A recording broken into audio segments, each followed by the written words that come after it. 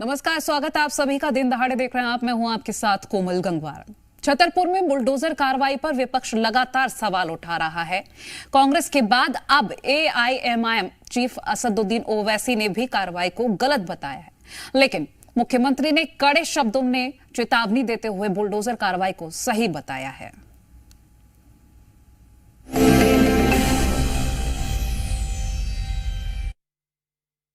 छतरपुर में हुए उपद्रव मामले में प्रशासन की कार्रवाई लगातार जारी है और इसी बीच बुलडोजर कार्रवाई पर राजनीतिक बहस भी छिड़ गई है। कांग्रेस और एआईएमआईएम कार्रवाई को गलत बता रहे हैं। असदुद्दीन ओवैसी ने कहा है कि आरोप लगते ही बुलडोजर से घर को ढा देना अन्याय है। वहीं प्रियंका वाड्रा ने एक्स पोस्ट कर कहा है कि मकान को गिराना बर्बरता और अन्याय की पराकाष्ठा है। विपक्ष के आरोप के बीच मुख्यमंत्री ने कहा है कि अवैध निर्माण और अपराध के मामले में ऐसी कार्रवाई होगी, प्रशासन को इसकी पूरी छूट है। वाकया छतरपुर मध्य प्रदेश में हुआ, मैं इसकी मजम्मत करता हूं। दोनों वाकयात की जो पथरमबाजी हुई पुलिस स्टेशन के पास और जिस बर्बरियत और जुल्म के जरिए इख्तिदार के इस घुमंड में डूबकर जो बीजेपी की वहाँ की सरकार ने हाजी शहजाद अली के घर को डिमोलिश किया, बुलडोज़रों से ज़मीन दोस्त कर दिया। क्या उन्हें नोटिस दिया? नहीं दिया, और फ़ौरन बुलडोज़र के ज़रिए उनके घर को तोड़ दिया गया, ज़मीन दोस्त कर दिया गया। और उसके बाद वहाँ पर मध्य प्रदेश की छतरपुर की पुलिस चंद एलिज लोगों एक्यूज को गिरफ्तार करके उनकी बेइज्जती करती है, रोड पर उनको चलाती है और उनके ज़बान से नारे लगवाती है। मैं ये कहना चाहूँगा कि सरकारें चलती हैं तो रूल ऑफ लॉ से चलती है, रूल ऑफ मॉब के ज़रिए नहीं। जो कुछ वहाँ पर हुआ रूल ऑफ मॉब के मुजाहरे हो रहे हैं। बाबा साहब अम्बेडकर के संविधान में ये कहीं नहीं है कि बुलडोजर से घर तोड़ दिया जाए। पता लगा कोई रह रहा है, रजिस्ट्री दूसरे नाम से है, जो रह रहा है वो रजिस्ट्री वाले का तोड़ दिया। इस तरह की भी घटनाएं हुई हैं। जो जिसके हाथ कटे हुए हैं उस पर आरोप है कि पत्थर फेंके। तो ये चीज़ें जांच के बाद आती है। जहाँ तक ओवैसी का कहना है कि जीतू पटवारी को कहीं से डांट लगी, नहीं, इस मोटो कांग्रेस पार्टी ने निर्णय लिया, जीतू पटवारी जी ने, अध्यक्ष जी और बाकी उमंग सिंघार जी और सभी नेताओं ने, कि इस चीज़ की कंप्लेंट डीजीपी करना चाहिए। रूल ऑफ लॉ के हिसाब से ही सरकार चला रहे हैं, क्योंकि मॉब जो है थाने के अंदर घुसा, उसने गुंडागिर्दी की, आगजनी की, पथराव किया, पुलिस वालों को घायल किया। तो फिर कानून बाबा साहब अम्बेडकर का ये कहता है कि इस तरह के अपराधी जो थाने को क्षतिग्रस्त करें, जो आग लगाएं, जो पत्थरबाजी करें, जो लोगों के वाहनों को तोड़ें, शहर के अंदर दहशत फैलाएं, इनके लिए सरकार ने कानून का एक डंडा है। निश्चित रूप से ये निंदनीय है, घोर निंदनीय है। कानून के रखवाले हमारी रक्षा करते हैं और हम उनको ही अगर असुरक्षित कर देंगे, उनके ऊपर किसी भी प्रकार का कृत्य करेंगे, इससे ये दर्शाता है कि अशिक्षा का भाव है। कानून तोड़ोगे तो सरकार कानून तोड़ने वाले से व्यवस्थाओं के आधार पर उन पर कार्रवाई भी कर रही संविधान के अंतर्गत। और साथ ही साथ जो निर्माण कार्य हैं, निर्माण कार्यों की विधिवत परमिशन लेके रहे। अगर आप निर्माण बनाते हो और परमिशन नहीं लेते हो, और अगर आप अपने विविध प्रकार के ऐसे एक आतंक के पर्याय बनते हो, तो प्रशासन को अपना काम करने की छूट भी है, वो उनको जो करना करेंगे। तो देखिए, अब बुलडोजर कार्रवाई पर कई तरह के बयान आ चुके हैं। इसी पर हम चर्चा करेंगे। हमारे साथ डॉक्टर प्रेम व्यास, बीजेपी प्रवक्ता, जुड़ गए हैं। केदार सिरोही, कांग्रेस प्रवक्ता, सुरेश शर्मा, वरिष्ठ पत्रकार हमारे साथ जुड़ रहे हैं। आप सभी का स्वागत है जी मध्य प्रदेश छत्तीसगढ़ पर। सवाल पहला मेरा रहेगा, सुरेश जी, आपसे, कैसे देख रहे हैं आप इन बयानों को और इस कार्रवाई को? ज्यादातर बयान राजनेताओं के हैं और राजनेताएं अपनी सहूलियत के अनुसार से बयान देते हैं। इनका तो केवल कोई अपराध से लेना देना नहीं है और अपराधी से लेना देना नहीं है, इनका राजनीति से लेना देना रहता है। इसलिए हम लोग ये मानते हैं कि जो भी बयान दे रहे हैं वो केवल राजनीतिक लाभ हानि को ध्यान में रख करके दे रहे हैं। ओबीसी से आपका मध्य प्रदेश से क्या लेना देना? वो तो हैदराबाद में रहते हैं। हैदराबाद में जो उनकी गुंडागिर्दी चलती है, तो क्या वो संविधान के अनुसार चलती है? क्या बाबा साहब अम्बेडकर ने ऐसा कुछ कहा है क्या? जी कि आप जो है ये करिए, गुंडागिर्दी करिए। और क्या भारत के संविधान निर्माताओं को ये मालूम था कि भारत में जो बंटवारे में शुद्ध रूप से पाकिस्तान लेने के बाद जो बचेंगे वो इस तरह का वातावरण निर्मित करेंगे जैसा थाने में जाकर के आतंक की स्थिति पैदा कर रहे हैं। तो ये जो परिस्थितियां हैं इनको, और जहां तक कानून को का नोटिस देना, ये सब बातें जो उठ रही हैं, तो कल तो ये उठने लग जाएगी कि आतंकवादियों को पहले नोटिस दीजिए, फिर आप सीधे उनके साथ एनकाउंटर क्यों कर रहे हैं, नक्सलियों को आप नोटिस दीजिए, उनके साथ एनकाउंटर क्यों कर रहे हैं। तो ये एक राजनीतिक मुद्दे जो उठ रहे हैं, इनका कोई बहुत मायने नहीं है। लेकिन कुल मिलाकर के एक बात बहुत साफ है कि यदि किसी शांति प्रिय राज्य में, मध्य प्रदेश में कोई सामाजिक तनाव नहीं है, इसलिए नेतागिरी करने के लिए सामाजिक तनाव पैदा कर किए जा रहे हैं। मध्य प्रदेश के अंदर राजनीतिक टकराव नहीं है, इसलिए इस प्रकार के तत्व आ रहे हैं बीच में। गदर फिल्म आई थी तो मध्य प्रदेश में एक कांग्रेस के विधायक है, उन्होंने हाथी काट डाले थे। क्या पुलिस वालों के, क्या आप सबको जानकारी में नहीं है क्या? तो क्या ये हिंसात्मक घटनाएं जो हैं, अच्छा मान लो यदि ऊना में कोई मामला हुआ या महाराष्ट्र में कोई मामला हुआ और गलत हुआ, तो क्या वहां कानून काम नहीं करेगा क्या? आपको इतना सब आतंक करने की क्या आवश्यकता है? मध्य प्रदेश की पुलिस का उससे क्या लेना देना था कि आपने उनके सर फोड़ दिए? तो इन सब बातों को देख करके कई बार ये लगता है कि जो है योजनाबद्ध तरीके से जो किए जा रहे हैं, अपना प्रभुत्व दिखाने के लिए किए जा रहे हैं, वो बाद में राजनीतिक पार्टियां वोट बैंक के लिए अपना खेला खेलती हैं।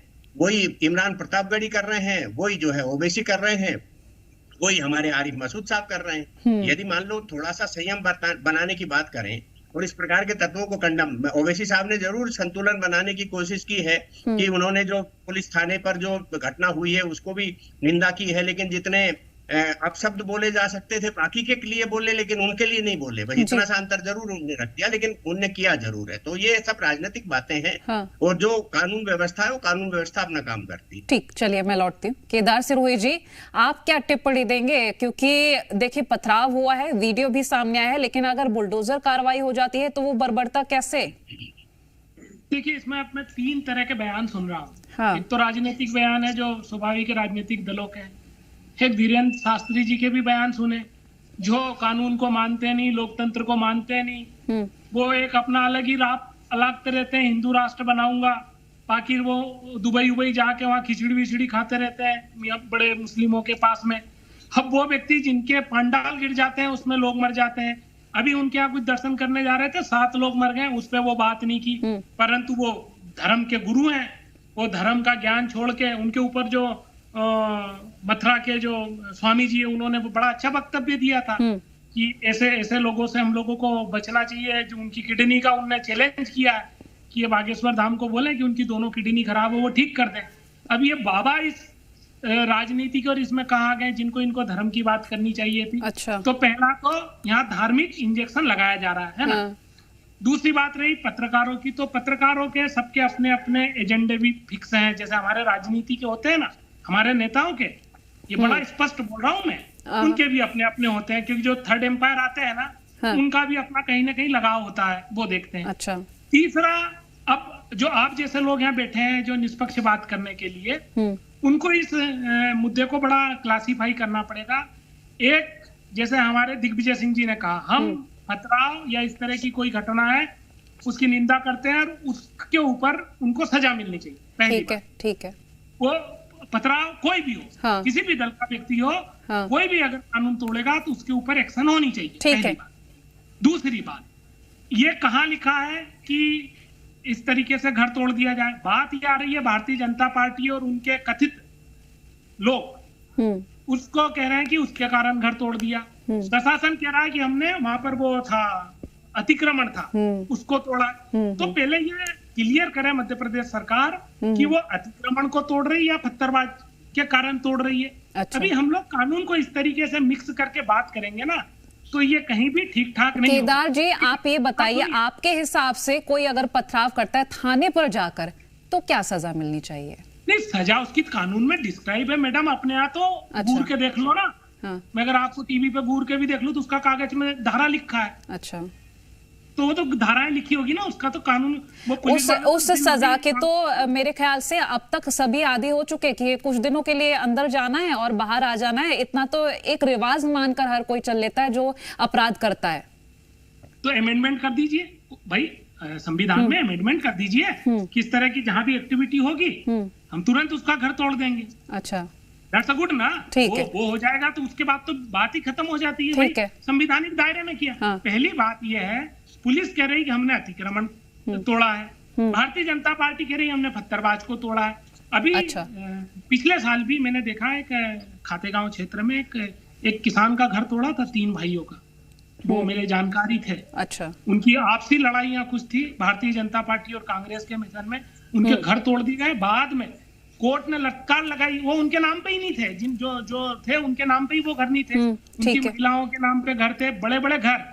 ये जो टूटी है ना कोठी, इससे मजबूत कोठियां थी। गलती इतनी थी, वो किसान थे, आपसी उनकी पानी वानी मोटर वोटर पे लड़ाई हुई, उस लड़ाई में जेपी कांग्रेस घुसी और उनके घर 5 से 7 एकड़ में बना हुआ घर था 4 भाइयों का, पूरा तोड़ दिया। अब जो है वो कोर्ट में ना भाजपा आके जवाब दे रही, ना वो पुलिस वाले जवाब दे रहे। सवाल ये है, देखिए हमारा ये कहना है कि कब तक आप इसे टारगेट करोगे। चलिए, मैं देखिए आपने कहा कि अमेंडमेंट कर दिया जाए और भी चीजें, एक टिप्पणी हम ले लेते हैं। डॉक्टर प्रेम व्यास जी हमारे साथ। सर मैं आपके पास लौटती हूँ, आप बोलिएगा, बीजेपी प्रवक्ता है। प्रेम व्यास जी, आप कैसे लेते हैं, क्योंकि अमेंडमेंट की फिर बात कही जा रही है, जब कार्रवाई की बात होती है तो यदि ऐसी कार्रवाई करनी है तो आप संविधान में बदलाव करिए, संशोधन करिए, इस तरह से सीधा सीधा कहा जा रहा है। फिलहाल इस पूरे मामले को देखते हुए एक छोटी सी पहले टिप्पणी दीजिएगा। देखिए मनु जी, अभी बात कही गई टारगेट, प्रेम व्यास जी करेक्शन करना चाहूंगी, मैं कोमल हूँ। कोमल जी, कोमल जी, टारगेट क्या होता है ये देखिए। अभी टारगेट बागेश्वर बाबा थे, लेकिन ओवैसी का स्टेटमेंट नहीं था, जबकि दोनों स्टेटमेंट आपने समतुल्य सुना है। लेकिन टारगेट किसको किया गया? हिंदू धर्मगुरु को। और टारगेट किसको नहीं किया गया? जिनके मगज की मजम्मत की जरूरत है, जिनको मजम्मत आम जनता के बीच नहीं करनी है, जिनके मगज की स्वयं की मजम्मत की जरूरत है, उनको टारगेट नहीं किया गया। लेकिन बागेश्वर बाबा को टारगेट किया गया पूरे उद्बोधन में। अब दूसरी चीज है, कानून की बात करते हैं, आप बताइए लगभग 12,000 कार्रवाई हुई है, जिसमें पंकज त्रिपाठी का घर भी गया, प्रदेश शुक्ला जी का भी गया, दीपक राठौर जी का भी गया, सोनू जी का भी गया। लेकिन जहां तुष्टिकरण की राजनीति प्रारंभ होती है, वहीं पर कांग्रेस का मुंह खुलना प्रारंभ हो जाता है। दूसरा इन्होंने कहा कि कमिटमेंट करना, म्युनिसिपल कॉर्पोरेशन एक्ट देख लीजिए 1956 में सेक्शन 293, 294, उसमें इसका उल्लेख है। 309, 310 उसमें भी इस तरह की कार्रवाई का उल्लेख है। अगर इस तरह के दुष्कृत्य, दुष्चरित्र कोई भी प्रसारित करेगा, खुलेआम पुलिस की प्रशासन की टीम पर हमला कर देगा, हथियार लहराएगा, उसके बाद उनके मंसूबों को तोड़ने के लिए, मानसिक रूप से उनको समाप्त करने के लिए निश्चित रूप से प्रशासन ऐसी कार्रवाई पूर्व में करते आए। लगभग 12,000 कार्रवाई मध्य प्रदेश में हुई है। लेकिन मैंने कहा ना, तुष्टिकरण की राजनीति जब प्रारंभ होना शुरू होती है, सबसे पहले कांग्रेस प्राथमिक तौर पर सबसे आगे आकर खड़े होने का काम करती है। डिमोलेशन के लिए निश्चित रूप से हर राज्य अपनी तरह से उस कानून के प्रारूप को निर्मित करता है, और राज्य सरकारों को अधिकार है प्रजातंत्र को बचाने के लिए। लोकतंत्र में राजतंत्र के पास कुछ निहित शक्तियां हैं, जिसका प्रयोग करके आम जनता को वैमनस्य मुक्त, भय मुक्त वातावरण देने का कार्य सरकारें करती है। जब भी सरकार इस तरह का कोई कदम उठाती है, तो ये तुष्टिकरण के प्रेरता जो लोग हैं वो निश्चित रूप से सामने आते हैं। इसीलिए मैंने कहा कि पंकज त्रिपाठी का तोड़ा, जहां आपत्ति नहीं थी, प्रदेश शुक्ला का तोड़ा, आपत्ति नहीं थी, दीपक राठौर का तोड़ा, आपत्ति नहीं था, सोनू स्टेप का तोड़ा, आपत्ति नहीं थी, उमा जी के खास मनसुख पटेल का तोड़ा, वो तो बीजेपी नेता थे ना, उनके जब आपत्ति नहीं थी। सिवनी में राहुल का तोड़ा, जब आपत्ति नहीं थी। लेकिन आपत्ति जब किसी धर्म विशेष का व्यक्ति अराजकता फैलाएगा, उसके खिलाफ कार्रवाई होगी, तो ये उद्बोधन में भी जो है आपत्ति दर्ज कराएंगे और सड़क पर भी आपत्ति दर्ज कराएंगे। अब बताइए, बंगाल की घटना को लेकर प्रियंका जी ने कितने ट्वीट करे, कितनी सारी घटनाएं इंडी गठबंधन के शासित राज्यों में हुई है, उसमें से कुछ का मैं उल्लेख कर देता हूँ। जैसे संदेश खली, हाई कोर्ट को कहना पड़ा कि पूरी सरकार जो है उनको बचाने का कार्य कर रही है। उत्तर दिनाजपुर प्रेम व्यास जी माफ कीजिएगा, बीच में रोक रही हूँ, लेकिन कांग्रेस सीधा सीधा ये कह रही है कि माफ कीजिएगा, कहीं भी संविधान में नहीं लिखा हुआ है कि आप इस तरह से कार्रवाई करें, किसी के घर को तोड़ दें। अगर आप किसी के घर पर बुलडोजर कार्रवाई करने जा रहे हैं तो वहां ये हो सकता है वो घर उसके नाम पर ना हो, परिवार के किसी घर के जो घर वाले हैं उनके नाम पर हो। इस तरह से जब आप कार्रवाई करते हैं तो पूरा घर बेघर हो जाता है, पूरे घर वाले बेघर हो जाते हैं। ऐसे में अब अमेंडमेंट की बात कही जा रही है। नहीं, म्युनिसिपल कॉर्पोरेशन एक्ट पढ़े ना, 1956 में बना था। उसमें सेक्शन 293, 294 में शॉर्ट नोटिस देके इस तरह के अवैध निर्माणों को हटाने की कार्रवाई के संबंध में निर्देशन दिए हुए हैं। पढ़ क्या है 309, 310, इसमें उल्लेख है, तो अमिटमेंट का तो प्रश्न ही नहीं उठता। निश्चित रूप से जब संज्ञान में मामला आएगा, इस तरह का अराजकता तत्व सड़क तंत्र पर जो है भ्रष्ट तंत्र फैलाने का कार्य करेंगे, तो निश्चित रूप से चलिए मैं लौटती हूँ केदार जी, मैं आपकी टिप्पणी लूंगी, उससे पहले सुरेश जी आपसे एक सवाल ले लेती हूँ। अमेंडमेंट की बात कही जा रही है और आपने सुना, प्रेम व्यास जी को भी सुन लिया और केदार जी को भी सुन लिया, अब क्या कहिएगा? देखिए, राजनीतिक दलों के पास ये अधिकार है, यानी जिन सदन के पास सभी उन्हीं राजनीतिक दलों के लोग प्रतिनिधित्व करते हैं। यदि उनको ये लगता है कि अमेंडमेंट करना चाहिए तो विधानसभा में एक रेजुलेशन लाएं या एक विधेयक लेके आए, संशोधन विधेयक लेके आए, वो हो जाएगा। लेकिन सबसे बड़ा सवाल ये उठता है कि ये कार्रवाई अवैध है, ये कब जानकारी में आया? तब जानकारी में नहीं था जब इंदौर के एक पत्रकार का जो है महेश जोशी जी कांग्रेस के सबसे बड़े नेताओं में शुमार हुआ करते थे, उनके द्वारा बनाई गई लोकस्वामी की, साझा लोकस्वामी की बिल्डिंग को कमलनाथ जी की सरकार ने तोड़ दिया था। तब ये कानून नहीं था क्या? तब कांग्रेस को संविधान याद नहीं आ रहा था क्या? आज पत्रकारों को सीख हमारे आदरणीय केदार सिरोही जी दे रहे हैं कि पत्रकारों की अपनी मानसिकता है। निश्चित रूप से सबकी अपनी मानसिकताएं होती हैं। उस समय क्या ये नहीं लग रहा था कि हनी ट्रैप का मामला जो आदमी अखबार में छाप रहा है उसका अखबार गिरा दिया गया, वो भवन गिरा दिया गया इंदौर में? तो तब ये समझ में नहीं आया था कि संविधान कहाँ है, ये कानून है कि नहीं है, और ये सब है। कुल मिलाकर के ये है। अभी मुझे बड़ा अचरज लगा, फिर कहा जाएगा कि मेरी भावनाएं क्या है और धारणा क्या है। बाबा धीरेन्द्र शास्त्री के बारे में इतनी टिप्पणी हुई, लेकिन हाजी के बारे में एक भी टिप्पणी नहीं हुई। ये मानसिकता है जो मानसिकता यहाँ राजनीतिक विवाद पैदा करा रही। समान रूप से सबकी आलोचना करिए, यदि बाबा गलत है उसके खिलाफ कार्रवाई की मांग करिए, लेकिन आप बाबा का हवाला दे करके, धीरेन्द्र शास्त्री का हवाला दे करके आप हाजी शहजाद अली साहब को बचाने की कोशिश करेंगे, वो महान हो जाएंगे, ये कौन सा तर्क हो गया? इसलिए साफ शब्दों में मैं कहता हूं कि अपराधियों को संरक्षण देने की मानसिकता खत्म होना चाहिए। कोई भी भारतीय जनता पार्टी के नेता करें या कांग्रेस के नेता करें, आप राजनीतिक वोट के लिए आप समाज में विद्वेष पैदा करते हैं, चाहे भाजपा वाले करें या कांग्रेस वाले करें। इस तरह के विद्वेष तो पैदा होना चाहिए। समाज का भाईचारा किसने तोड़ा? सारे हिंदुओं के खिलाफ कानून किसने बनाए थे? आज जो है ये जितने भी चेंज हो रहे हैं, जिन पे झगड़े हो रहे हैं, ये किसने बनाए थे?